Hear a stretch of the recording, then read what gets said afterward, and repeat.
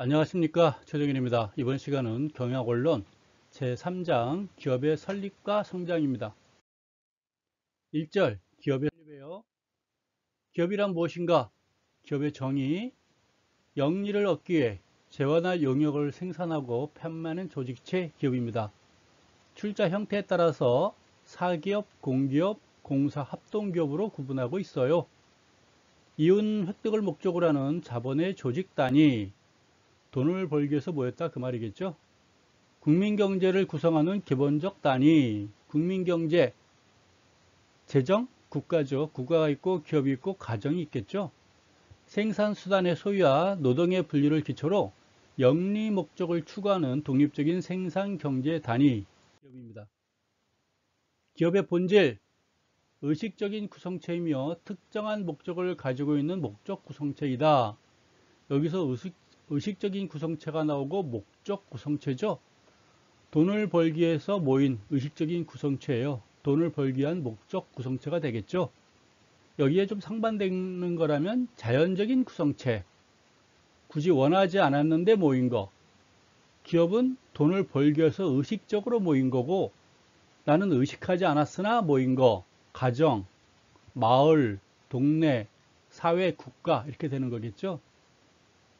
생산 기능을 담당하는 주체, 소비 주체는 우리 가정이 되겠으나 기업은 생산 기능 담당하는 주체가 되겠죠.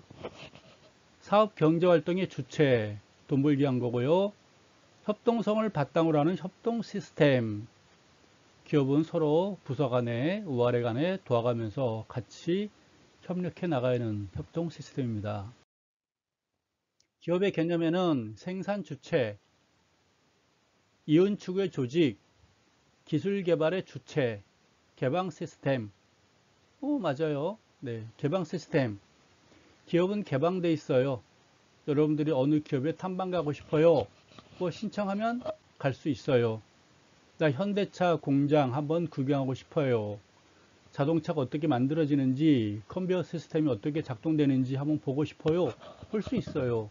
근데 여러분들이 나 군대 가야 되는데 군대 한번 보고 싶어요. 부대가 어떻게 생겼는지 보고 싶어요. 비행기 한번 타보고 싶어요. 전투기, 탱크 타보고 싶어요. 안 되겠죠? 그럼 폐쇄 시스템. 내 기업은 개방 시스템. 또 각 기업의 실적들이 모두 다 개방돼 있어요. 공개돼 있다. 그 말이죠. 그 기업의 홈페이지 가면요. 몇 년치의 실적이 다 발표되어 있습니다. 기업 형태 및 분류.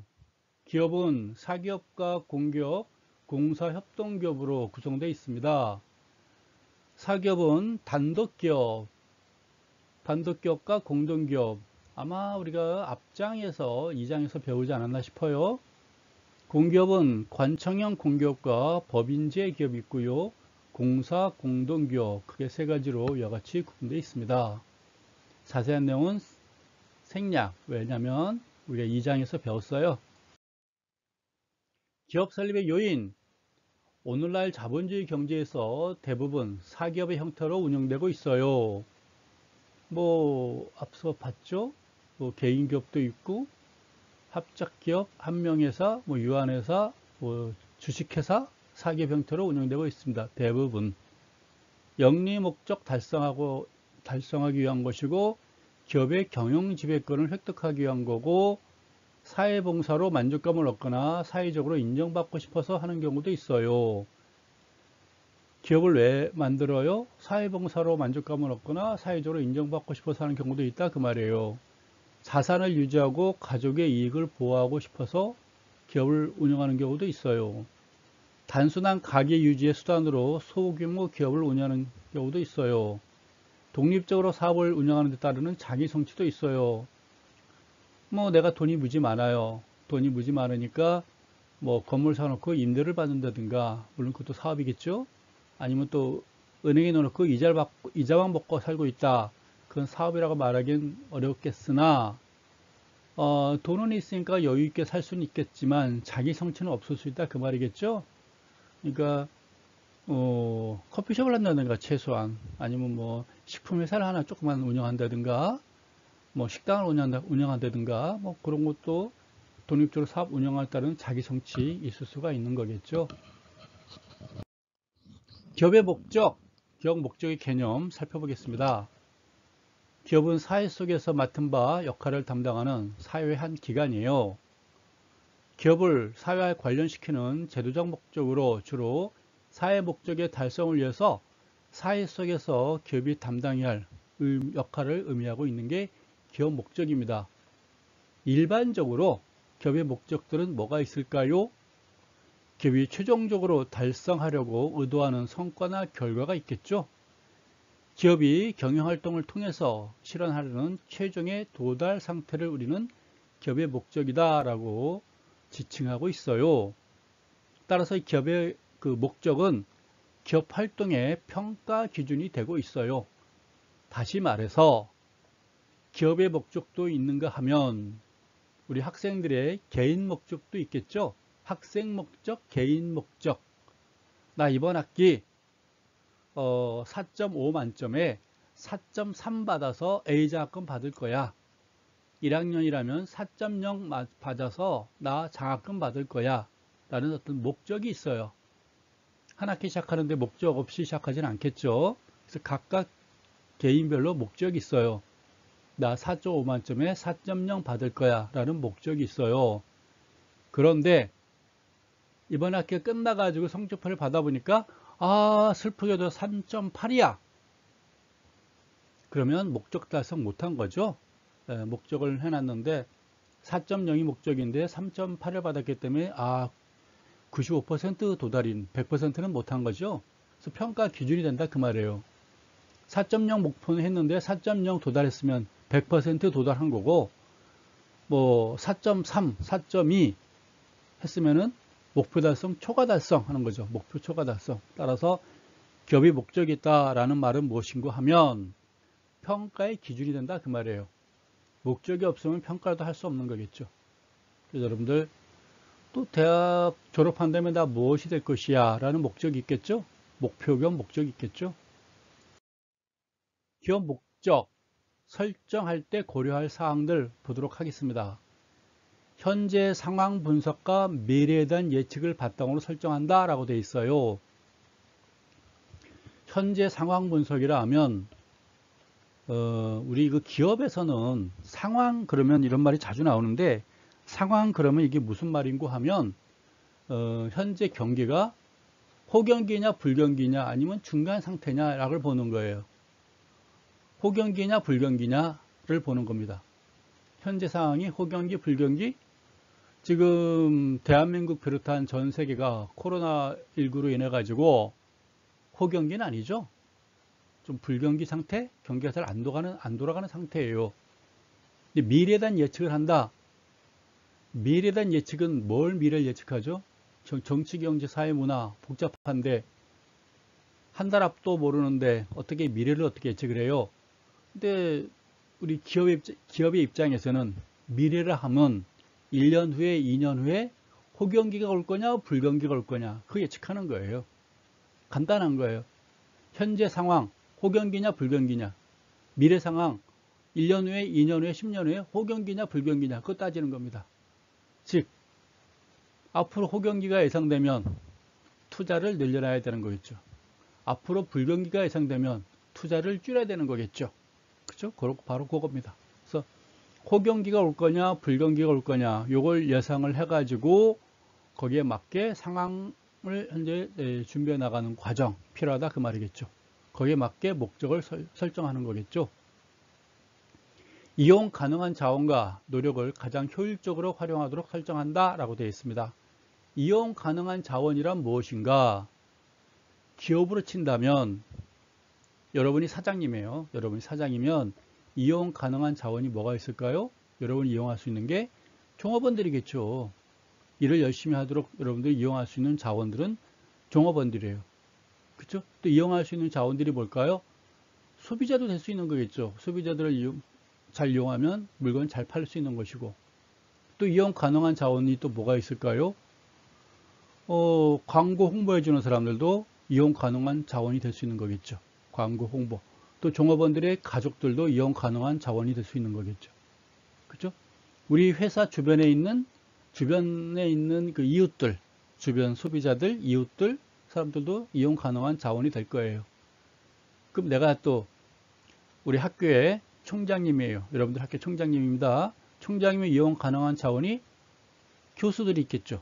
교수들 이용 가능한 자원, 교수들을 100여 명의 교수들을 잘 이용해 가지고 학교를 발전시키고 홍보하고, 또 직원들 있잖아요. 직원들도 100여 명의 직원들이 있으니까 이용 잘하면 학교를 또 열심히 부흥시킬 수 있고 또 갖고 밖에 홍보할 수 있는 것이고, 이용 가능한 자원, 졸업생들도 이용 가능한 자원이겠죠. 졸업생을 잘 활용한다면 학교 홍보라든가 발전에 많이 필요하겠죠. 학교에 필요한 발전 기금도 잘만 활용한다면 많이 모을 수 있는 거겠죠. 그렇죠? 또 학생들, 재학생들도 이용 가능한 자원이 될 것이고, 학교 주변에 있는 그 마을 사람들도 이용 가능한 자원이 될 것이고, 안양에 있으니까 안양시에 있는 안양시청에 있는 분들도 이용 가능한 자원, 경기도에 있으니까 경기도 도청도 이용 가능한 자원 등등 있겠죠. 이게 바로 이용 가능한 자원을 어떻게 가장 효율적으로 운영할 수 있겠느냐, 활용할 수 있겠느냐 설정하는 게 좋겠죠. 그렇죠? 여러분도 이번 학기에 내가 4.0 이상 받으려면 어떻게 하면 좋을까? 이용 가능한 자원 잘 활용해 보세요. 좋은 친구 사귀면 되겠죠. 네. 술 먹는 친구보다 공부 열심히 하는 친구. 네. 밑에 보니까 이해관계자 집단도 있어요. 이해관계자 집단의 다양한 욕구가 조화되도록 설정한다. 이해관계자가 뭘까요? 또 이용 가능한 자원을 알겠는데, 이해관계자, 우리 기업이에요. 우리 기업 주변에 뭐가 있어요? 이해관계자가 많아요. 우리 회사에 돈을 빌려준 금융기관이 있겠죠. 이해관계자예요. 우리 회사에 돈을 투자한 투자자가 있겠죠. 우리 회사에서 만든 물건을 갖다 파는, 갖다 사가는 소비자도 있을 것이고, 우리 회사의 물건을 갖다 주는 공급업자도 있을 것이고, 우리 회사를 광고 홍보해주는 광고 홍보업자들도 있을 것이고, 역시나 또 이해관계자 그러면 우리 종업원들도 이해관계자가 될 것이고 많이 있어요. 그리고 또 나만 사장인 나만 열심히 나만 돈 많이 벌겠다 그러면 안 되는 것이고, 우리 기업 주변에 있는 모든 이해관계자들과 같이 더불어서 같이 돈 많이 벌겠다, 서로 다양한 욕구가 조화되도록 설정한다 라고 보는 것입니다. 상생하는 설정이 되는 거겠죠. 기업의 모든 영역에서 기업이 갖는 특성이 반영되도록 설정한다 라고 되어 있습니다. 어떤 하나의 특성만 반영되는 게 아니라 우리 기업에 가지고 있는 특징들이 많이 있을 거 아니에요. 그 특징들이 다 잘 반영되도록 설정한다 그 말입니다. 네. 성결대학으로 치면 어느 한 과만 발전하도록 치면 안 된다 그 말이겠죠. 뭐 예를 들어 유아교육과만 발전하도록 설정한다 안 되고요. 체육교육과만 발전하도록 설정한다 그러면 안 되는 것이고, 뭐 음악학과라든가 신학대학이라든가 경영학과라든가 어느 한 과만 발전되도록 하는 게 아니고 모든 과 모든 영역이 다 같이 발전되도록 한다 그런 얘기입니다. 기업 목적의 변화 과정, 크게 세 가지로 구분하나 봐요. 발전 과정들입니다. 초기 자본주의 시대가 있고 전문 경영자 시대가 있고 다원사회 출현이 있어요. 초기 자본주의 시대가 있어요. 경제적 기업 목적의 추구, 자본가적 이익의 극대화라고 돼 있어요. 뭔 말일까요, 이게? 초기 자본주의대, 우리 대한민국으로 치면 아마 50년대, 60년대, 70년대, 80년대, 아마 초중반까지겠죠. 초중반까지. 다시 말해서 1980년도에 대한민국 1인당 GDP가 1000불에서 2000불 사이였어요. 한 1500불 정도. 1978년도에 1000불이었으니까요. 1980년도에 1500불. 82년도, 83년도 됐을 때 2000불. 84, 5년도 됐을 때 글쎄요. 3000불 약간 안 됐겠죠. 그때는 먹고 사는 게 가장 첫째 목적이에요. 그때는 기업도 돈만 많이 버는 게 목적입니다. 사장의 입장에서 자본가적 이익 극대화라는 건 뭐냐면, 사장이 자기가 기업을 차렸을 때는 돈만 많이 벌면 됐어요. 자기만 돈만 많이 벌면 돼요. 자본가들만. 그러니까 종업원들 근로기준법 없죠. 하루 8시간만 일시켜야 되는데 야근도 막 시켰고요. 뭐 토요일날 나와, 일요일날 나와, 나오기 싫으면 자를 거야 뭐 이랬겠죠. 월급은 쥐꼬리만큼 줬겠죠. 바로 그겁니다. 환경은 열악했겠죠. 그쵸? 뭐 인테리어 시설, 뭐 에어컨 틀어졌겠어요? 선풍기 틀어졌겠어요? 뭐 난로를 떼어졌겠습니까? 없었겠죠. 그쵸? 또 이익만 많이 나면 되니까 물건 만들 때 불량식품 많았겠죠. 그쵸? 물건도 대충 만들었겠죠. 그 자본가가 사장이 돈만 많이 벌면 된다. 이게 초기 자본주의 시대 어떤 그 기업 목적이었습니다. 자본가가 내가 돈만 많이 벌면 돼. 그런 과정이 이제 전문 경영자 시대로 옮겨갔어요. 이게 아마 우리나라 대한민국으로 치면 1990년대 이후 아닌가 싶어요. 대략 1인당 GDP 5,000불 이상 넘어갔던 수준이겠습니다. 전문 경영자 시대로 왔어요. 경제적 이익 목적이 확대된다. 경제적 이익 목적 아마 이야기했을 거예요. 경제성, 효율성.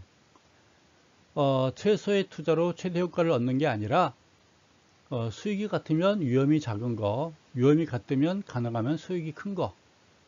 그래서 이해관계자의 이익 극대화. 이때는 사장 혼자만 돈을 많이 벌면 되는 거였는데 이때는 이해관계자가 같이 돈을 벌자 그겁니다. 이해관계자가 누구였죠? 사장도 있었고 종업원도 있었고 투자자도 있었고 소비자도 있었고 광고 홍보업자도 있었고 뭐 등등등 있었어요. 그쵸? 뭐 주변 그래서 이해관계자가 같이 돈을 같이 잘 벌자 그겁니다. 그 다음 3단계는 뭐죠? 다원사회 출현, 비경제적 기업 목적의 추구, 사회적 책임의 추가와 확대라고 돼 있어요. 초기 자본주의 시대 사장 혼자만 돈 잘 벌면 되는 거였고 전문 경영자 시대 사장이 뿐만 아니라 뭐 직원들, 종업원들까지 그리고 주변 투자자들까지 물건 납품업자들, 소비자들, 뭐 광고 홍보업자들까지 같이 돈을 같이 잘 벌자까지에 갔어요. 이제는. 그럼 이거는 뭘까요? 이거는 뭘까요? 기업이 돈을 많이 번다는 얘기는 요 이해관계자들이 서로 이익을 극대화시킨다는 얘기는 우리가 만든 물건들을, 우리가 만든 서비스를 우리 지역 사회에서 소비를 시켜주는 거겠죠. 그렇죠? 우리 지역 사회에서 우리 물건을 갖다 잘 쓰기 때문에 돈을 버는 겁니다. 따라서 우리 기업이 번 돈을 이 사회에 그만큼 기여하고 봉사한다라고 여러분들이 이해하시면 되겠습니다. 그렇죠? 그게 바로 다원사회 출현, 사회적 책임 추가 이렇게 보는 것입니다. 기업의 목적. 커피 한 잔 마셨습니다. 목적의 분류에는 단일 목적론이 있고 다원 목적론이 있어요. 단일 목적, 다원 목적. 단일 목적이라면 기업 목적을 하나로 보는 견해가 단일 목적, 이익 목적, 경제적 목적, 봉사 목적, 고객 창조론. 다원 목적론은 기업 목적을 복합적인 것으로 보는 견해, 성장성, 균형성, 외부 목적, 내부 목적 등등. 글쎄 나는 기업을 차리는데 딱 하나야. 돈 벌기 한 거야. 뭐 이럴 수 있는 거겠죠. 난 돈 벌기 위한 거 외에는 아무것도 없어. 근데 하다 보면 좀 복잡해지겠죠. 돈도 벌고 뭐 이런 것도 있겠죠. 그렇죠? 돈도 벌고 건강도 챙기고 그렇죠? 그런 것도 있겠죠. 요 자세 하나하나 여러분들 알고 싶으세요? 이건 뭐고 이건 뭐고 이건 뭐고 이건 뭐고 다음 페이지에 하나하나 다 나올 겁니다. 하나하나씩 또 설명해 드릴게요. 단일 목적론, 이익 목적, 경제적 목적, 봉사 목적, 고객 창조 설명하겠습니다. 이익 목적론은 자본을 투자한 소유 경영자 중심의 이윤 추구, 단기적 이익 극대화가 있고 장기적 이익 극대화로 서로 구분할 수가 있어요. 돈 벌기 위한 거예요. 돈을 버는데 단기적으로 많이 벌 거냐, 장기적으로 많이 벌 거냐. 단기적으로 벌 수 있는 게 있고 장기적으로 벌 수 있는 게 있고 그런 거겠죠. 그래서 사업에 따라 다른 거겠죠. 뭐 올겨울에 무슨 사업하는 게 좋을까요? 딱 겨울 한철만 보는 거겠죠. 군밤 장수, 호떡 장수, 붕어빵 장수, 어묵 장수 뭐 있겠죠. 이런 거. 군밤 장수, 군고구마 장수 있겠죠. 올여름이 오고 있어요. 올여름에 한철 내가 장사하고 싶어요. 우산 장수, 아이스크림 장수, 우비 장수, 뭐 팥빙수 장수 등등 있을 수가 있겠네요. 그렇죠? 단기적인 게 있고 장기적으로 본다면 나름대로 좀 길게 봐야 되는 거겠죠. 나는 계절에 크게 영향받지 않고 하겠어. 뭐 이런 것도 있을 수 있는 거겠죠. 뭐 여름에는 냉면, 겨울에는 국밥, 그렇죠? 뭔가 단기적 목적, 장기적 목적, 경제적 목적론, 최소 비용으로 최대 성과. 이게 말은 쉽다고 그랬죠. 최소 비용으로 최대 성과를 올리는 게 물론 좋은데 현실적으로는 딱 한 번 내지 두 번이에요. 두 번도 아닌 거고 한 번 정도. 사기 치는 거예요, 한마디로. 최소 비용으로 최대 성과 올리는 거는 사기 치는 거죠. 다이아몬드 아닌데 다이아몬드를 갖다 파는 거. 다이아몬드라면 100만 원을 150만 원에 팔면 되는데 다이아몬드인 척하는 가짜 다이아몬드를 가지고 10만 원짜리를 150만 원 갖다 파는 거. 그렇죠? 근데 그걸 한 번 섞지 두 번 섞지는 않겠죠? 그러니까 최소 비용으로 최대 성과를 올리는 거는 사실은 많지는 않다고 이야기했죠. 예, 그 단기성이고 좋은 방법은 아니에요. 이론상으로만 존재하는 거고, 이론상으로는 뭐라고 그랬죠? 수익이 같으면 위험이 작은 거 고르면 돼요. 위험이 같으면, 이왕이면 성과가 좋으면 좋은 거 고르면 되겠죠. 잘생겼으면 돈 많은 사람, 돈 많으면 같으면 돈 많으면 뭐 잘생긴 사람. 그게 바로 경제적 목적론으로 여러분들이 보시면 되겠습니다. 그래서 최소 비용으로 최대 성과라면 효율성으로 바뀌어가고 있다 그 말이에요. 최소 비용 최대 성과에서 앞으로는 효율성으로 바뀌어간다 그런 의미로 여러분들이 보시면 되고, 경영 성과는 모든 구성원에게 공정하게 배분된다 라고 되어 있습니다. 그게 경제적 목적론이겠죠. 사장 혼자서 독차지하는 게 아니라 사장도 돈 벌고, 그렇죠? 수익이 좋으면 사원들한테 보너스도 주고, 또 복지시설로 환급시켜주고, 인테리어를 잘해주고, 냉난방 잘해주고, 출퇴근하게 회사 출퇴근 버스도 만들어주고, 차비도 주고, 식당도 잘 만들어주고, 가능한 식당 공짜로 밥 주게 하고, 메뉴도 좋게 해주고 등등 아니겠습니까? 바로 그런 겁니다. 봉사 목적론, 저가격 고임금 원리에 근거한다. 즉 기업을 만든 목적이 돈 벌기 위한 게 아니라 나는 봉사 목적이야. 이런 목적, 봉사 목적론이 있었어요.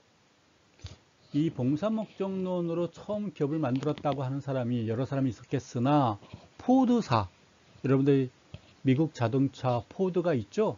GM, 크라이슬러, 포드사. 그 포드사의 첫 번째 자동차의 목적이 바로 봉사 목적론을 했다고 해요. 이게 뭐냐면 저가격 고임금이에요. 내가 여러분들 식당 사장입니다. 식당 사장인데 나는 식당 차린 목적이 봉사 목적론이에요.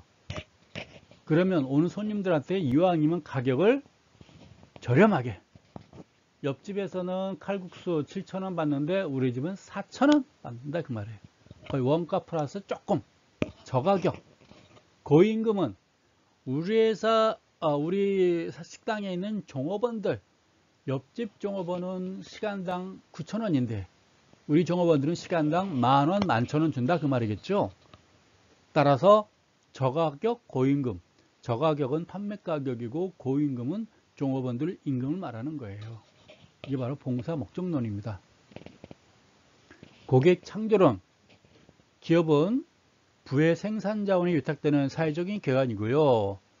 마케팅과 생산을 통한 재화를 소비자가 이용한다 라고 되어 있습니다. 넘어갈게요. 이번에는 다원 목적론이에요. 다원 목적론. 앞서서는 단일 목적, 이번엔 다원 목적, 복합 목적. 최근 기업 시스템 발전과 이해관계자들이 다양해지고 있는 거겠죠. 이해관계자가 다양해지죠. 우리 기업에 돈 빌려주는 은행도 있고, 우리 회사에 물건을 갖다 해주는 공급업자도 있고, 소비자도 있고, 광고 홍보업자도 있고, 조업원도 있고, 투자자도 있고, 주변인들도 많이 있겠죠. 이해관계자들이 다양해짐에 따라서 다원적인 요구를 현대 기업은 충족시켜줘야 된다라고 보는 것입니다. 현대 경영이론이 만족하의 원리나 기업의 사회적 책임 등을 거론하면서 기업 목적의 내용이나 형식이 변하기 때문에 다원 목적론이 변해간다 그런 이야기예요. 기업의 사회적인 책임 여러분들 앞서 설명했었죠? 3단계. 그렇죠? 기업은 돈을 많이 벌기 때문에 사회적인 책임이 있어요. 불량품 만들지 않는다, 물건 잘 만들어야 된다, 공기 오염시키지 않는다 등등등. 그렇죠? 지역사회 발전에 이바지해야 된다. 돈을 많이 벌면 기부도 해야 되고, 그렇죠? 뭐 재난이 없을 때 앞장서줘야 되고, 사회적인 책임이 따른다라고 보는 것입니다. 또 네, 하나씩 보도록 하겠습니다. 성장성 목적론.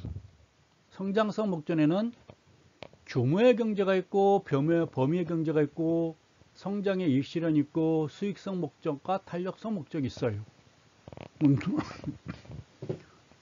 규모의 경제란 무엇인가?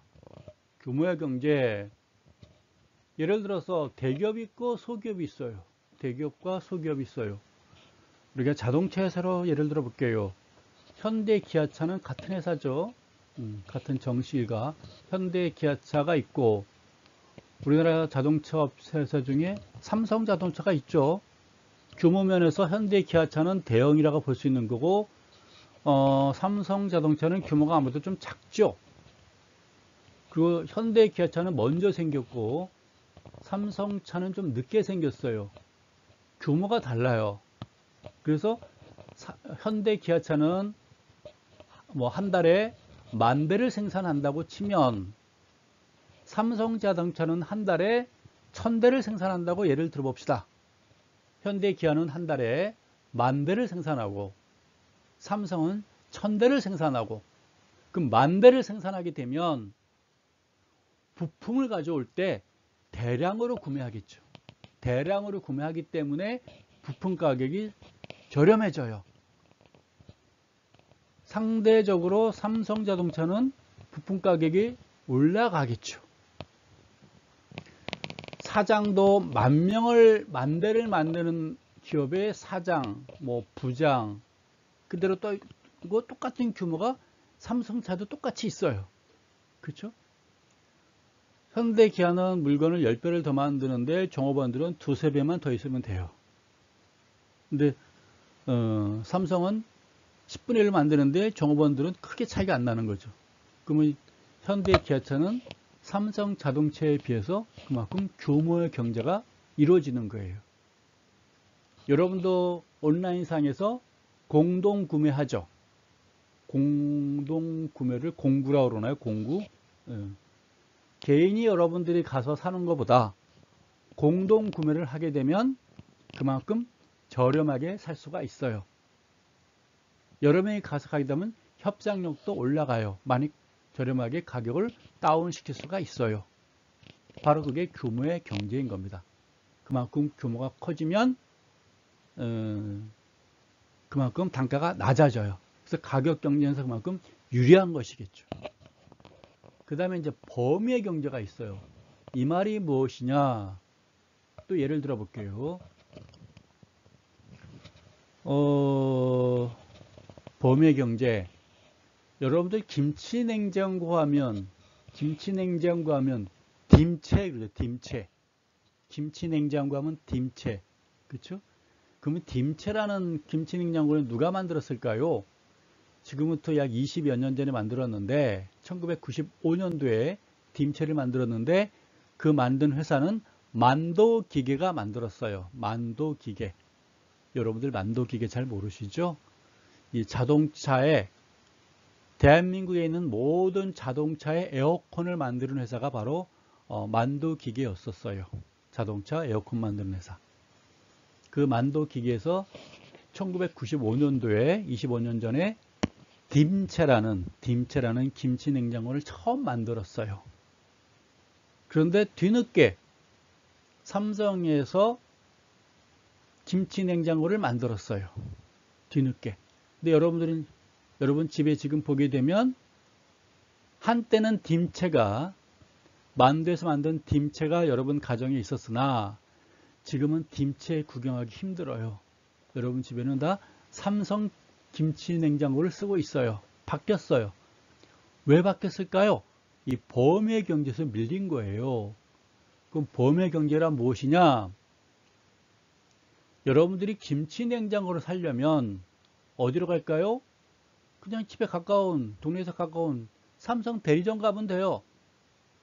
아니면 하이마트 간다든가, 그쵸? 삼성 대리점이라든가 하이마트 간다든가 동네 마트 가게 되면 뭐 삼성 대리점 다 있어요. 여러분들이 삼성 대리점 가게 되면 1층에 뭐가 있죠? 스마트폰 있겠죠?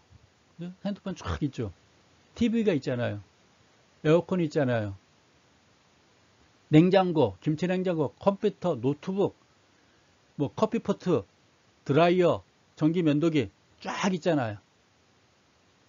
그러니까 컴퓨터는 여러 품종이 있는데, 삼성전자에서 만든 여러 전자제품이 있는데 그중 한 구석에 숟가락 하나 딱 올려놓는 거예요. 그쵸? 판매 비용이 많이 들지 않는다 그 말이에요. 근데 만도기계 딤체는 판매를 하려면 대리점을 하나 따로 내야 돼요. 근데 오로지 거기서는 딤체 하나만 팔아야 돼요. 그러니까 그 매장 가격이 상대적으로 많이 비싸지겠죠. 종업원이 최소한 두세 명 있어야 되는 거겠죠. 그렇죠? 그만큼 판매 비용이 많이 들어요. 범위경제에서 밀린다는 얘기예요. 삼성 대리점은 종업원 5명이서 수많은 제품들을 같이 팔면 되는데, 여러 제품 팔 때 김치 냉장고 한쪽 구석에 놓고 숟가락만 얹으면 되는데 판매 가격도 그만큼 줄어드는 거예요. 또 딤체를 개발하기 위해서 개발하면 삼성전자는 그냥 냉장고를 개발하다가 김치 냉장고를 개발해도 돼요. 에어컨을 개발하다가 김치 냉장고를 개발해도 돼요. 또 모니터는 TV 모니터, 핸드폰 모니터, 냉장고 모니터 만들다가 뭐 김치 냉장고 모니터 만들면 되는 거예요. 비용도 줄어들어요. 근데 딤체는 오로지 그 김치 냉장고 하나만을 위해서 사람들이 다 필요하단 말이에요. 각 분야별로. 그만큼 범위 경제에서 밀린다는 얘기예요. 따라서 우리가 기업이 성장하기 위해서는 규모의 경제도 필요한 것이고 범위의 경제도 필요하다라고 보는 것입니다. 대학도 이왕이면 단과대학 하나 있는 것보다 단과대학이 여러 개 모여 있으면 좋겠죠. 규모의 경제, 범위 경제가 있으면 그만큼 좋은 거겠죠. 우리 학교 홍보하고 싶은데, 홍보하고 싶으면 어떻게 해야 돼요? 광고 뭐 널리 알려야 될 거 아니에요. 대한민국 국민들한테 우리 대학이 있어요. 홍보하려면 외부에 있는 홍보회사에다 갖다가 부탁하려니까 홍보비용이 많이 들어요.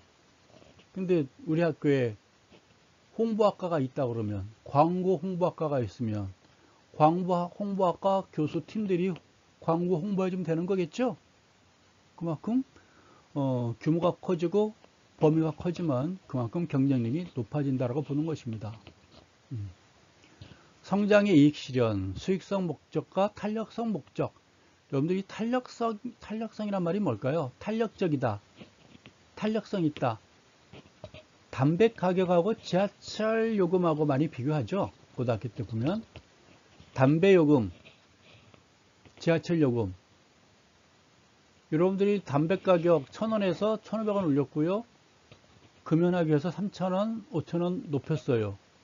금액을 높이면 아무래도 소비가 줄어들겠죠. 그렇죠? 1,000원일 때는 야 친구야 담배 한 개피만 빌려줘. 또 친구 만나면 그냥 담배 한 개피 줄 수도 있었어요. 또 5,000원 내봐요. 달란 말하기 미안하고 주기도 아깝고 그만큼 소비가 줄어들 수 있는 거겠죠. 많이 줄겠죠. 근데 지하철 요금 1,000원인데 2,000원 됐고 2,000원에 3,000원 됐어요. 안 탈 거 아니겠죠? 타야 되겠죠. 걸어갈 수 없잖아요. 균형성 목적론. 각 부문 간 균형성을 추구하려는 목적이 균형성 목적론이에요. 재무, 인사, 조직 3면으로 추구한다라고 되어 있습니다. 모든 건 균형이 필요하다는 얘기예요. 뭐 재무팀만 키울 수 없는 것이고 인사팀만 키울 수 없는 것이고 그렇죠? 생산, 공장만 키울 수 없는 것이고 광고 홍보만 많이 할 수 없는 것이고 바로 그겁니다. 서로 균형 있게 발전해 나간다 그런 얘기예요. 목적론, 외부 목적, 내부 목적. 외부에는 시장지 개선, 시장 점유율 향상, 좋은 이미지 형성하기 위해서 많이 발전, 광고 홍보를 많이 하는 거겠죠. 시장 점유율이 향상된다. 이 시장 점유율이 뭘까요? 신생 기업들이 많이 하는 건데, 여러분 동네에 닭강정집이 새로 생겼어요. 또는 뭐 동네에 냉면집이 새로 생겼어요. 그러면 최소한 한 3일간 뭐해요? 그 풍선 갖다 놓고 춤을 추게 한다든가, 도우미들이 음악 크게 틀어놓고 춤을 추면서 어서 오세요 하겠죠. 때로는 또 뭐가 있죠? 50% 세일, 1 플러스 1 하겠죠. 바로 시장 점유율 향상시키는 거예요. 우리 이번에 개업했습니다. 많이들 찾아와 주세요 하고 널리들 알리는 거예요. 시장 점유율 향상시켜주기 위해서.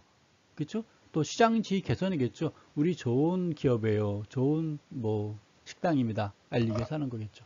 좋은 이미지 형성이에요. 우리 지역 주민들한테 한 발짝 더 다가가겠습니다. 여러분들이 화장품을 살 때, 화장품은 제가 잘 모르니까 영화 보러 갈 때 영화 보고 싶어요. 오늘 친구를 만났는데 영화를 보고 싶어요. 근데 요즘에 어떤 영화가 어떤 영화를 봐야 되는지 모를 것 같아요. 그럼 여러분들이 뭐 하나요? 검색을 하죠. 어떤 검색하죠? 예매일 순위 1등 하는 거 검색하겠죠. 아, 이번 주에 예매일 검색 순위 1등, 그거 먼저 여러분들이 보고 싶어 하는 거겠죠. 설마 예매일 순위 꼴등하는 것부터 보진 않을 거 아니에요. 그렇죠? 그래서 예매일 순위 1등, 그 말이 바로 뭐예요? 시장 점유율 가장 좋은 거 고르는 거겠죠. 그렇지 않을까요? 바로 그겁니다. 그래서 예매일 순위 1등만 되면 그 다음부터는 그 영화 홍보 안 해도 알아서 굴러가요. 알아서. 그렇지 않을까요? 바로 그겁니다. 시장 점유율 향상 이렇게 보는 거죠. 항상 1등하는 시장 점유율 항상 1등하는 것들은 알아서 굴러간다.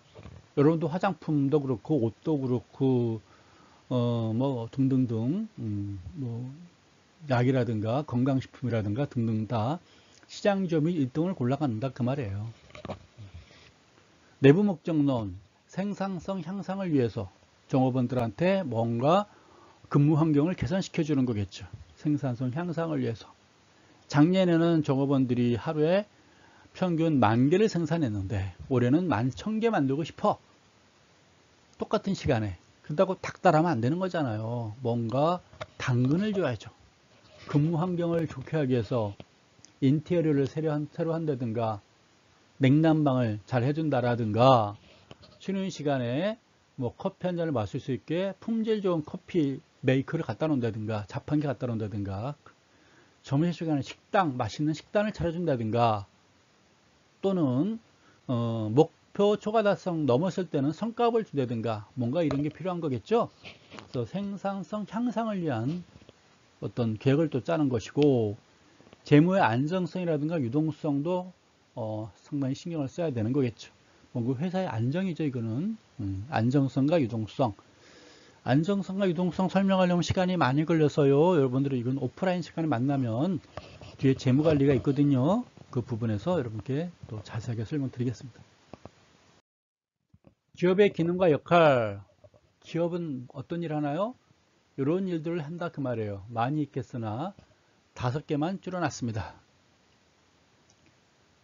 제품과 서비스 제공한다 되어 있어요. 제품이 뭐죠? 물건이에요. 물건. 눈에 보이는 거죠. 서비스는 눈에 잘 안 보이는 거죠. 제품을 만드는 거는 공장에서 만들어요. 그걸 굴뚝산업, 제2차 산업이라고 그래요. 2차 산업. 1차 산업은 농업, 수산업, 축산업. 그쵸? 이게 1차 산업이죠. 1차. 그럼 제품 만드는 공장에서 굴뚝산업에서 만드는 게 2차 산업이 바로 제품을 만드는 거예요. 서비스는요, 3차 산업이에요. 3차 산업. 그럼 서비스를 제공하는 게 뭐가 있죠? 여러분, 스마트폰. 그렇죠? 스마트폰하고 한 달에 5만원가량 요금 내잖아요. 그렇죠? 바로 그거예요. 눈에 보이지는 않지만 뭔가 SK라든가 KT로부터 여러분들이 서비스 받고 있잖아요. 그 서비스죠. 3차 산업입니다. 서비스. 은행 가서 여러분들이 자판기 서비스를 받고 있잖아요. 거기에 맞는 수수료 내고 있잖아요. 그렇죠? 바로 그런 것들입니다. 그래서 제품을 만드는 것도 있는가 하면 서비스를 제공하는 것도 있다 그 말이에요. 2차 산업, 3차 산업. 요즘은 4차 산업 시대예요. 취업기회 확대와 생활 기반을 제공하죠. 기업들은 여러분들에게 취업기회, 그리고 생활 기반. 취업해서 월급을 받으면 생산 기반을 제공할 수 있는 거겠죠. 경제 재생산에 필요한 이익을 창출하는 것이고요. 사회 경제적 성장과 발전을 촉진시키는 것이고, 사회적 욕구의 충족과 삶의 질을 향상시킬 수 있다라고 보는 것입니다. 삶의 질. 기업에 가서 돈도 벌고요. 돈 버니까 여러분들이 운동도 할 수 있는 것이고, 여행도 할 수 있는 것이고, 레저도 이용할 수 있는 것이고, 뭐 엔터테인먼트도 활용할 수 있는 것이고 그러겠죠. 또 기업에 나가니까 생활이 또 건전해지겠죠. 안 나가면 집에서 빈둥빈둥 할 텐데, 그렇죠? 기업에 나가면 그만큼 바른 생활을 하는 거겠죠. 아침 일찍 일어나서 뭐 그럴 거겠죠. 지나갈게요. 기업의 기능과 역할. 기업은 국가 경제 주체 중 하나지만 다음과 같은 역할을 수행한다는 점에서 다른 경제 주체보다 더 중요하다. 국가 경제의 원동력이다. 제품과 서비스 제공한다. 일자리 창출한다. 사회적인 역할을 한다. 앞에서 한번 했던 걸 요약 정리했습니다. 기업의 기능과 역할. 어떤 공장이 생산이 막 증가되었어요. 생산이 막 증가하면 어떻게 되죠? 가게 수요 증가. 생산을 많이 증가를 하게 되면 누군가 각 집집마다 그만큼 물건을 많이 갖다가 소비를 하는 거겠죠. 그렇죠? 소비를 많이 하게 되면 어떻게 될까요? 국민소득이 증가하는 거겠죠. 정부의 재정 증대가 이루어져요. 물건을 많이 사가니까 세금 많이 내겠죠. 그만큼 물건을 많이 사간다는 얘기는 뭘까요? 국민의 소득이 있으니까 그만큼 많이 증가하는 거겠죠. 국민의 소득이 증가하니까 다시 생산이 또 증가할 것이고, 이렇게 또 증가할 것이고, 이런 걸 우리가 선순환, 착할선, 착한 순환이 이루어지는 것이겠죠. 반대로 악순환도 있어요. 생산이 감소하면요, 가계 수요가 감소하겠죠. 가계 수요가 감소하게 되면 세금도 줄어들겠죠. 국민 소득이 줄어드니까 소비도 그만큼 줄어드는 거겠죠. 그래서 우리가 사회에는요, 선순환 있고 악순환 있어요.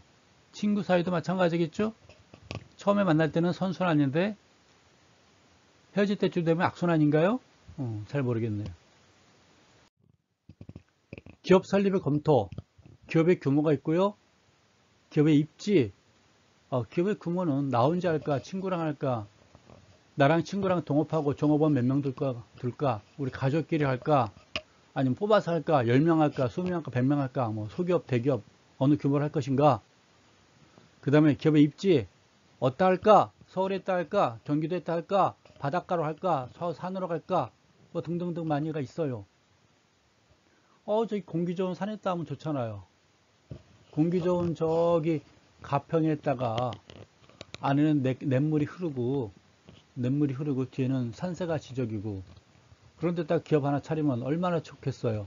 그렇죠? 땅값도 싸고 공기도 좋고 일하기 참 좋을 거 아니에요. 근데 한 가지 문제가 뭐죠? 물건 팔기 힘들죠. 물건 만들 때마다 대도시로 운반해야 되고 특히 종업원을 구할 수가 없어요. 글쎄 기숙사를 차려줘야 되나요? 기숙사가 있어야 되면 또 주변 학교가 또 있어야 되는데요. 종업원을 구할 수가 없어요. 그러니까 기업의 입지라는 건 중요한 거예요. 기업의 자금 조달, 기업 구매에 따른 소유 자금의 확정하고 이를 조달한다. 이건 재무관리적인 측면이고요. 기업의 입지는 생산관리적인 측면이에요. 요건 또 뒤에 가서 다 공부할 거예요. 이건 생산관리에서 공부할 거고요. 이거는요, 재무관리에서 공부할 거예요. 여러분 책을 보시면 자세한 설명 나와 있어요. 몇 장에 생산관리 있고 재무관리 있는지 보게 될 겁니다. 기업의 입지 조건 문서, 이것도요, 제가 생산관리에서 자세히 해드릴게요. 자연적인 입지, 경제적인 입지, 인위적인 입지 조건, 구속적인 입지 요인 등등등 여러분들이 보시면 될 거예요. 예를 들어서 글쎄요, 제가 김 공장을 만들고 싶어요. 김 공장. 여러분들이 김 먹잖아요. 김. 플라스틱이라든가 비닐봉다리에 예쁘게 포장되어 있는 김 공장을 하나 만들고 싶어요. 근데 김은 생산을 어디서 하죠? 남해안에서 주로 많이 하겠죠. 동해안도 있겠으나 남해안에서 김을 많이 생산할 거예요. 바닷가에서 양식으로. 그러면 김 공장을 바닷가다 바닷가에서 해야 되나요? 남해안 여수 순천이나 통영에다 김 공장을 만들면 어떻게 해야 될까요?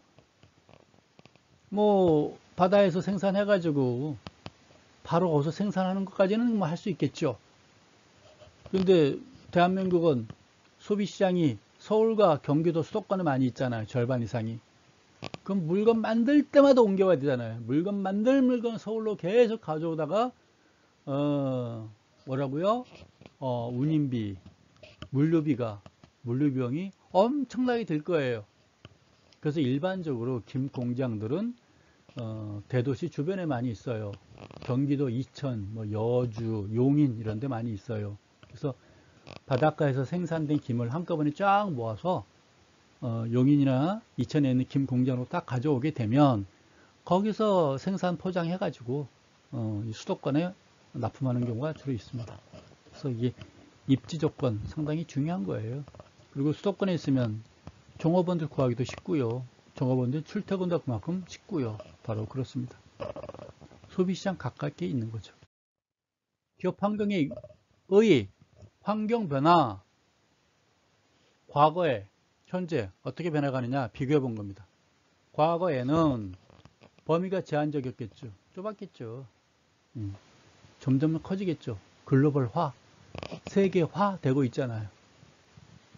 속도가 비교적 완만한데 지금 무지하게 빨라지겠죠. 과거에는 뭐 말로 구루마라 그러나요? 마차에 싣고 이동했겠죠. 사람이 등받침에 싣고 이동했겠죠. 꾸불똥 트럭, 꾸불똥 국도로 꾸불똥 트럭으로 운반했는데 요즘 빠르잖아요. 5G. 발생 빈도가 낮은데 발생 빈도 높고요. 원인이 단순한데 원인이 다원적 복합적이고요. 지속적인 진행인데 예측 가능했는데 요즘은 단기적 일시적이기 때문에 예측 가능이 상당히 약해지고 있어요. 너무너무 빠르잖아요. 그래서 어떻게 변화가 어떻게 날지 몰라요. 하루에도 오전과 오후가 다르잖아요. 바로 그렇다는 얘기입니다. 요것도요, 생산 관리 가서 또 한 번 반복할 거예요. 기업의 외부 환경. 외부에는 뭐가 있다고 그랬죠? 공급업체, 소비자가 있고 경쟁업체, 정부기관 등등이 있어요. 이게 아까 뭐라고 말했죠? 이해관계자? 이해관계자. 경제적 환경에는 뭐 정치, 경제, 사회, 문화를 여러분들이 주변을 살펴봐야 되는데 경제적으로는 경기 변동, 호경기가 올 거냐, 불경기가 올 거냐. 항상 그게 관심이에요. 호경기가 올 거냐, 불경기가 올 거냐. 경제 정책, 대기업 위주의 정책을 펼치고 있는지, 중소기업 위주의 정책을 펼치고 있는지, 우리 자영업체들도 조금 신경 써주고 있는지 봐야 되는 거겠죠.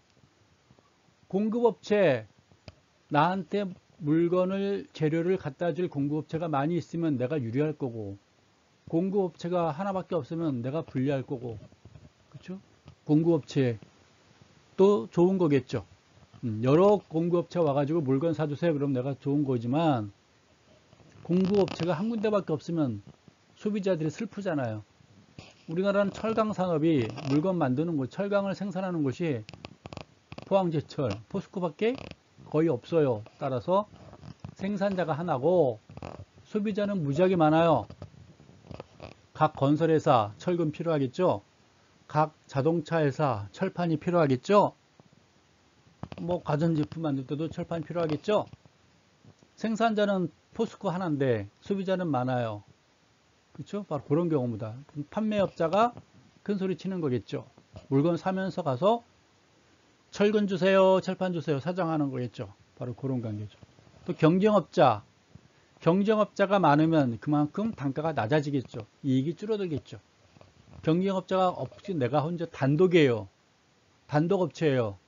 신나는 거겠죠. 단가 막 올려도 되는 거겠죠. 커피 마셨어요. 목 아파서. 정책인 환경, 정치 분위기가 어떠냐, 정부의 규제와 보호가 어떠냐, 법률이 어떠냐, 사회적인 환경, 사회문화적 변동이 어떠냐, 기술적 환경, 기술 혁신이 이루어지고 있느냐, 기술 이전이 가능하느냐 등등입니다. 사회문화적 변동 설명을 해야 되나요? 이건 다음에 오프라인 상에서 재밌게 할게요. 온라인 상에서 하기에는 좀 그러네요. 기업의 외부 환경, 내부적으로는 주주가 있고 경영자 있고 종업원 있고 노동자가 있어요. 그래서 기업 내부. 그 다음에 밖에 뭐가 있어요? 이해관계자인가요? 이해관계자. 금융회사, 우리 회사 돈 빌려주는, 우리 회사 물건을 갖다 쓰는 사람들이고요. 우리 회사에 필요한 물건 갖다 주는 공급업자가 있고, 경쟁업체가 있잖아요. 그죠? 다 신경 써야 되는 거겠죠. 이거 다 관심 갖고 있어야 돼요. 그래서 경영자는 이 사람들 다 살펴봐야 되는 것이고, 주변도 살펴봐야 되는 것이고, 좀 더 크게는 바깥에도 봐야 되겠죠. 자연적인 환경, 코로나 언제까지 가는지 봐야 되겠죠. 경제적인 환경, 불경기가 오냐, 호경기가 오냐 봐야 되는 거겠죠. 기술적 환경, 이 기술이 얼마까지 갈 거냐, 5G가 얼마까지 갈 거냐, 그쵸? 한 2년 만에 또 바뀔 거냐, 내 핸드폰 샀는데 지금은 최신 기종인데 1년 후에 또 바뀌는 게 뭐가 또 나올 거냐, 뭐 이런 거. 사회 문화적 환경 어떻게 바뀌어가고 있느냐, 정치, 법적 환경 어떻게 변하는 것인지, 국제적 환경 어떻게 변하는 것인지 우리가 다 같이 살펴봐야 된다, 그런 얘기입니다. 기업의 외부 환경. 내부 환경, 재무적인 자원, 물적 자원, 인적 자원, 사회적 및 기술적 자원. 재무적 자원 뭐죠? 자금 조달 능력이 좋으냐 나쁘니 등등등. 또 돈을 가져왔으면 자본을 조달해 왔는데 어떻게 배분할 거냐 그 말이겠죠. 인테리어 하는데 쓸 것인지, 공장 하나 더 짓는 데 쓸 것인지, 종업원들 더 뽑을 것인지, 광고 홍보할 것인지, 물건 단가를 좀 더 좋은 걸 할 것인지 등등 필요한 거겠죠. 배분을 잘해야 된다 그 말입니다. 물적 자원, 우수한 공장 설비, 공장의 입지, 원자재 확보 필요하겠죠. 공장의 생산 기술, 기계가 좋아야 되겠죠. 공장 입지가 좋아야 되겠죠. 환기 잘 되고, 환풍 잘 되고, 교통이 좋아야 우리 공장 앞마당까지 덤프 트럭이 돌아야 되는 거겠죠. 재료 확보가 쉬워야 되는 거겠죠.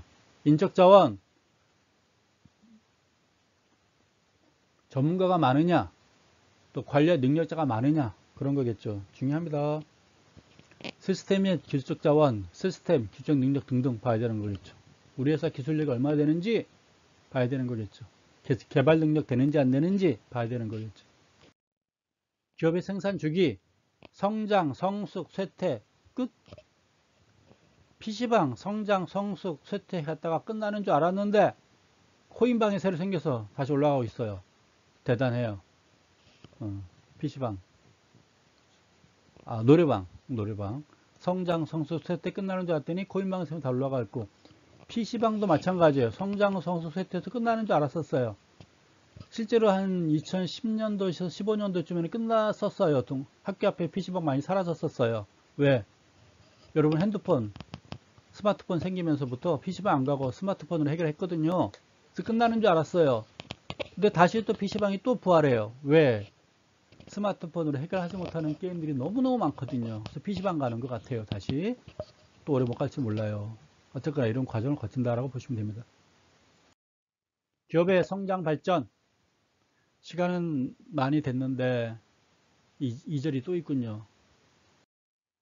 성장 발전, 기업 규모의 확대, 성장 방법, 기업의 국제화, 그리고 이제 글로벌 기업까지 나올 거예요. 2절은 시간이 많이 됐기 때문에 좀 빠르게 지나갈게요. 기업의 규모 확대, 이렇게 성장한다 그런 얘기겠죠. 1단계, 2단계, 3단계, 4단계, 5단계.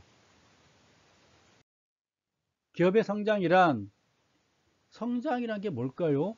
그냥 간단하게 말하면 매출액이 증가하는 거예요. 매출액이 증가. 여러분들의 성장은 뭐죠? 지금 20살 됐죠? 만으로 투표권 있으면 성장 다 된 거죠. 뭐 23살까지 성장한다니까 좀 더 기다려 보시고요. 어쨌거나 사람이 성장한다는 얘기는 키가 크는 게 성장이죠. 몸무게 늘어나는 게 성장, 그건 짜증나는 얘기고, 예, 키가 크는 걸 우리가 성장이라고 그래요. 그쵸? 그 성장기라고 그러잖아요. 그래서 성장기에는 키가 크는 걸 성장기라고 그래요. 근데 키가 멈췄어요. 그럼 성장기가 대충 멈춘 거라고 보면 되는 거겠죠. 그래서 사람은 키가 크는 걸 성장이라고 일반적으로 이야기해요. 일반적으로 바디 측면에서 얘기한 겁니다.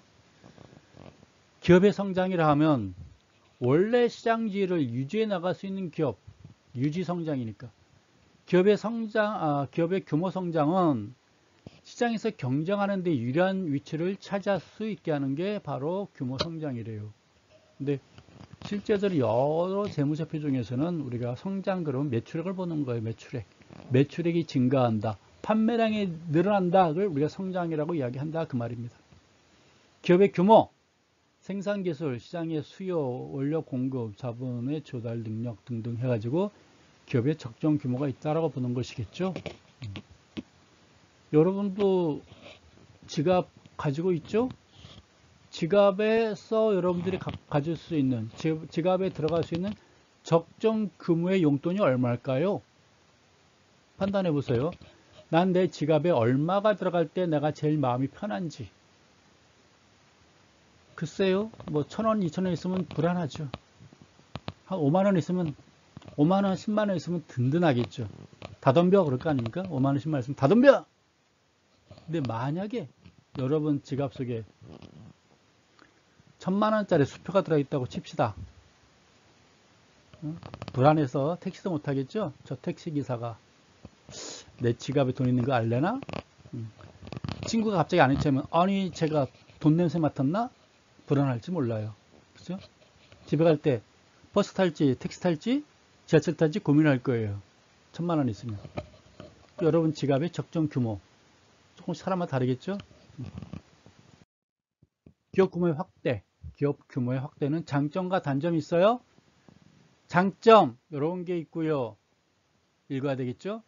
분업의 발달과 대량 생산이 가능하면서 생산비 절감, 원재료 등의 대량 구입으로 가격 등이 유리하며 제품 판매에서 강한 경쟁력, 규모가 커지면 장점, 대량 생산이 가능하고 분업이 되고, 이거는 아까 말한 규모의 경제예요.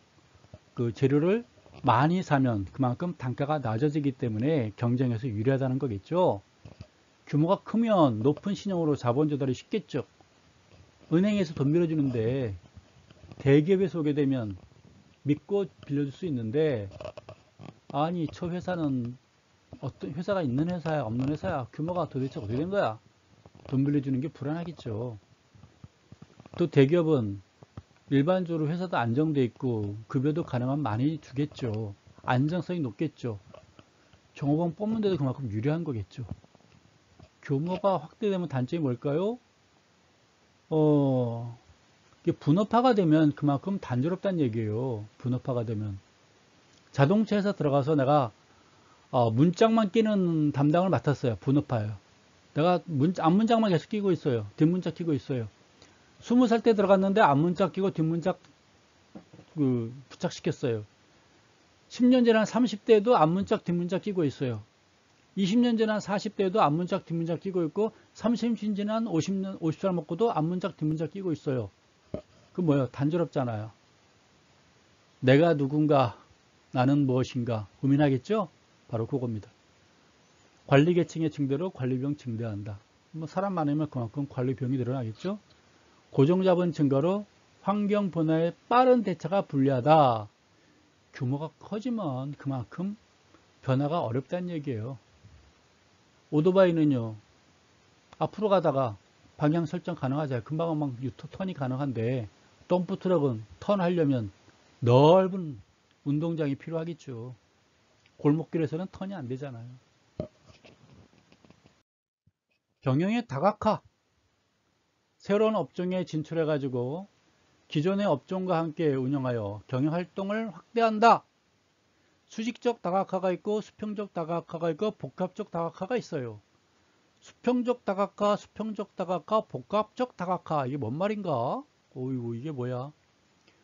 수직적 다각화, 현대건설? 현대건설이 아파트를 지려고 해요. 아파트를 짓다 보니까 뭐가 필요해요? 철강이 필요해요. 아파트 철근이 필요해요. 그래서 현대건설에서 현대제철을 하나 만들었어요. 하다 보니까 또 타이르도 필요하고 샤시도 필요하고 그래요. 또 베란다에다가 또 필요한 것들이 많아요. 그래서 어떻게 해요? KCC라는 회사를 하나 만들었어요. 옛날 금강 석고보드. 그래서 KCC는 뭘 하죠? 단열재도 하고요, 샤시도 하고요, 뭐 타이르도 만들고 그래요. 여러 가지 만들어요. 또 하나 만들었어요. 하다 보니까 또 뭐가 필요할까요? 시멘트 필요하잖아요. 그래서 현대 시멘트 만들었어요. 하다 보니까 시멘트만 있다고 되는 게 아니죠. 모래하고 시멘트하고 또 잘 섞어줘야 되잖아요. 현대 레미콘 만들었어요. 레미콘 회사가 또 필요한 거예요. 그래서 아파트, 현대건설 만들어서 아파트 하나 질리다 보니까 밑에 자회사들이 막 생기는 거예요. 그렇죠? 수익적인 다학화들이에요. 그러겠죠? 게다가 또 타이어가 필요한데 현대 타이어 만들려니까 비용이 너무 많이 들어. 에이, 그래서 타이어 회사는 만들지 말자. 그냥 한국 타이어, 금호 타이어 갖다 쓰자. 뭐 이런 것도 있겠죠. 유리가 필요해요. 현대 유리 만들려니까 비용이 너무 많이 들 것 같아. 그래서 유리는 해서 만들지 말자. 그냥 한국 유리 갖다 쓰자. 뭐 이런 것도 있어요. 아파트 또 지으려니까 전선도 필요해요. 그래서 현대 전선 만들려니까 기술력도 없고 돈이 너무 많이 들어요. 그래서 그냥 연합전선이라든가 LG전선, 금성전선 쓰는 거예요. 이렇게. 그래서 내가 자회사를 만드는 경우도 있고 아니면 그냥 자회사 없이 협력업체랑 기존에 있는 회사랑 거 갖다 물건 쓰는 경우도 있고 그렇다 그 말이에요. 그래서 어쨌든 수직적 다학화는 밑에 자회사 쭉쭉 만드는 거예요. 자기가 필요한 것들. 현대차 또 뭐가 있어요? 자동차에서 하려니까 뭐가 필요하죠? 여러 가지 또 뭐 에어컨도 필요할 것이고 엔진도 필요할 것이고 많이 필요하겠죠. 그래서 만든 게 모비스겠죠. 현대자동차 밑에 자회사 모비스인데 지금 모비스가 더 커질 수도 있어요. 그만큼 그런 거지 바로. 수직적 다학화예요. 우와, 위에서도 위로 쭉 내려가는 거고. 수평적 다학화는 뭘까요? 수평적 다학화. 롯데가 롯데제과로 시작했어요. 롯데제과. 과자 만드는 걸 시작했어요. 그래서 롯데제과 하다 보니까 롯데제과 사람들이 롯데제과를 상당히 좋아하는 거예요. 롯데껌 좋아해요. 롯데 과자 좋아해요. 막 만들어요. 그러다 보니까 또 과자하고 그 껌하고 씻기만 하니까 몰입피를 먹고 싶어요. 그래서 롯데 칠성 사이다, 또 아이스크림, 롯데 상강, 롯데도 만들어요. 롯데 이미지가 너무 좋아요. 그러니까 롯데라는 이름을 활용해가지고 롯데백화점 하다 보니까 롯데라는 이미지가 또 좋아요. 그러니까 롯데 호텔 뭐 이런 거겠죠. 그렇죠? 뭐 이런 겁니다. 네. 한때 롯데가 또 불매운동 했었죠. 괜히 롯데 거 꺼냈나 봐요. 혜택 걸로 할 거 그랬나 봐요. 웅진 코웨이 이미지가 좋아요. 그 웅진이 뭐 만들어요? 공기청정기도 하고 있고 웅진이 또 뭐 그걸 뭐라고 그러지? 양변기 뭐 있죠? 까먹었어요 이름을. 하여간 이렇게 쭉 만들잖아요. 바로 그런 거예요. 하나 이미지가 좋아지면 그렇죠? 그래서 프로야구팀 만드는 것도 그런 거 아닌가요? 키움증권이 이미지가 좋아지니까 키움 야구단을 또 하나 인수했죠. 그래서 키움이 또 실적이 좋아지면 야구단의 성적이 좋아지면 또 뭐 만들지 몰라요. 그죠? 바로 그런 거겠죠. 키움에 대한 야구단의 이미지가 좋으면 키움증권도 이미지가 좋아질 수도 있고요. 서로 상부상조하는 거겠죠. 수평적으로 가는 거예요. 수직적, 수평적인 거. 그 복합적은 뭘까요? 이게 재벌들이에요. 재벌들. 아까 현대 건설이 하다 보니까 밑에 뭐 현대 아파트가 있다 보니까 밑에 뭐 막 생겼잖아요. 현대 시멘트도 생기고 KCC도 생기고 현대 레미콘도 생기고 막 생겨요. 그런데 현대 아파트 건설과 전혀 무관한 자동차가 생겨나고 있고 자동차가 생기니까 밑에 또 KCC라든가 또 뭐가 막 생겨요. 현대 또 금융이 또 생기죠. 그죠? 현대 금융이 생겨 밑에 현대 증권 생기니까 현대 카드가 생기고 또 막 생기는 거예요. 이게 복합적인 다각화라 보는 거예요. 그렇죠? 수직적 다각화, 수평적 다각화, 복합적 다각화 이렇게 여러분들이 구분하시면 될 것 같습니다. 콤비나트, 기업의 집단화, 콤비나트 이런 게 있구나 읽어보시고요. 다국적 기업, 글로벌 기업. 다국적 기업이 왜 필요해요? 긍정적인 측면, 현지국의 고용 창출, 경제 발전에 필요한 자본이나 기술 제공할 수 있고 경영기법의 전수로 국제 경쟁력 상승할 수 있고 등등등 있습니다. 다학적 교육 문제점 뭐 이런 것도 있을 수 있는 거겠죠. 이거 오프라인 가면요 자세하게 설명드릴게요. 시간이 많이 돼가지고. 다학적 기업, 네, 이런 것들이 바로 다학적 기업들입니다. 조인트 벤트라고 있어요. 영리 목적성, 공동 목적성, 단일 목적성, 일시적. 3절이 또 있었네요. 기업의 집중과 배제. 기업 집중.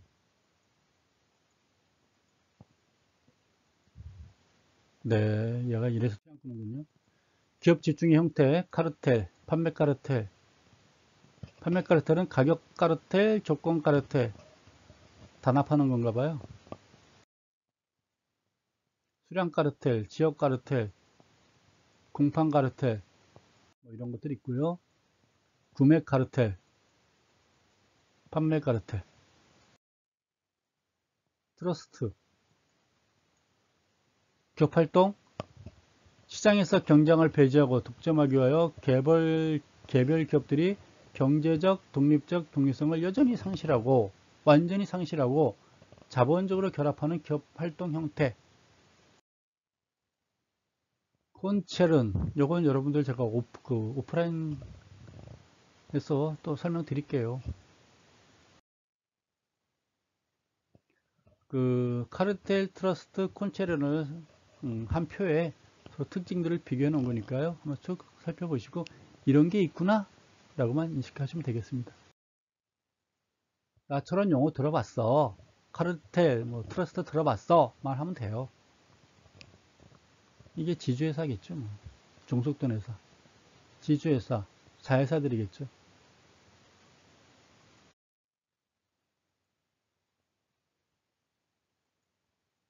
뭐가 있나요? 기업의 계열화라는 것도 있고.